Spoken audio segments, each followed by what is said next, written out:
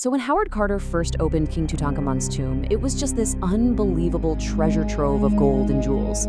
But tucked away inside was one object that just didn't fit. A single dagger made of iron that has kept scientists guessing for a solid century. Let's figure out why. Here's the crazy part. In a room literally filled to the brim with gold, this one blade was made from what we think of as simple iron. But back in King Tut's day, iron was way more valuable than gold, mostly because, technologically speaking, the Egyptians, well, they just couldn't make it. So where on earth did it come from? All right, so let's set the scene. It's 1922. An archaeologist named Howard Carter, after years of digging in the Valley of the Kings, makes the discovery of a lifetime, Tutankhamun's tomb. And it was basically a perfect time capsule, giving us this incredible window into the ancient world.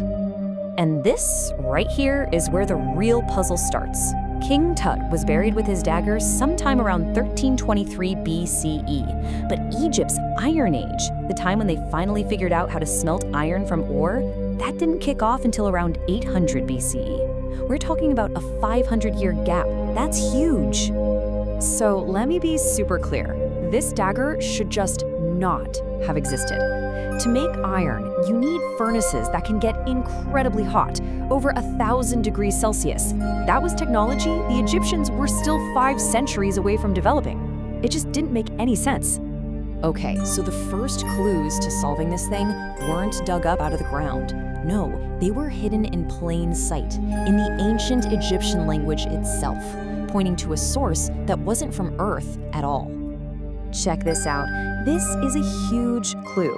At some point during the New Kingdom, the Egyptian word for iron actually changed. They started calling it Bia Enpet, which literally means iron from the sky. It's like they were telling us exactly where they were getting it from. And then we got the physical proof to back it up. In 2008, scientists found the Camille crater way out in the Egyptian desert. Turns out a huge iron meteorite had slammed into that very spot about 5,000 years ago, long before King Tut.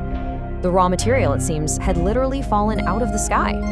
But, finding a chunk of space rock is one thing.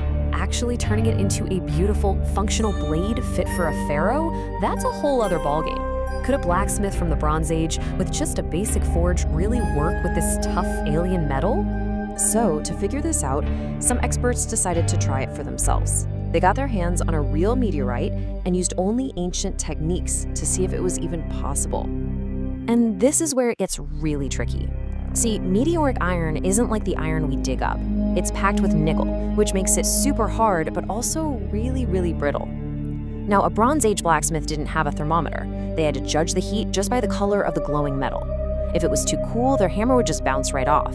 But if it got even a little too hot, that high nickel content would make the whole priceless blade just shatter into pieces. Don't just take my word for it. Listen to master blacksmith Hector Cole, who actually did this experiment. He said the metal could just shatter, like a carrot. Imagine that. The line between making a masterpiece and a pile of cosmic dust was razor thin. But he actually did it. The whole experiment proved that while it was incredibly difficult, it was possible. This wasn't a job for just any blacksmith. It would have taken a true master, someone with years and years of experience to pull this off. Okay, so we've got a solid theory. It could have been made from a meteorite. It was possible to forge, but to be absolutely sure, scientists needed that final, undeniable proof, a chemical signature that could only come from one place.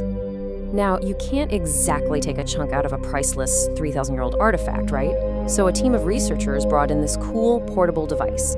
It uses X-ray fluorescence to scan the dagger, basically reading the unique chemical fingerprint of every element inside without ever leaving a mark.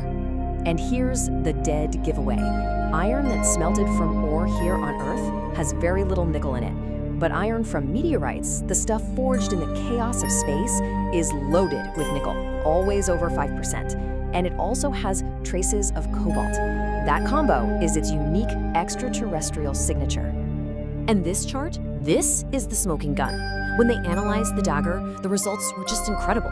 The blade contained over 10% nickel, more than double the absolute maximum you'd find in iron from Earth. With that much nickel and the cobalt to back it up, there was just no doubt anymore.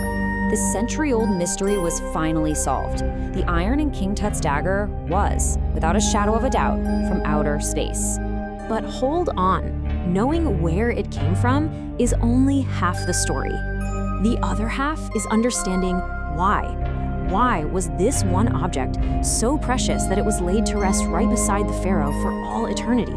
See, for the Egyptians, this dagger was so much more than just a weapon. To them, iron was the metal of the gods.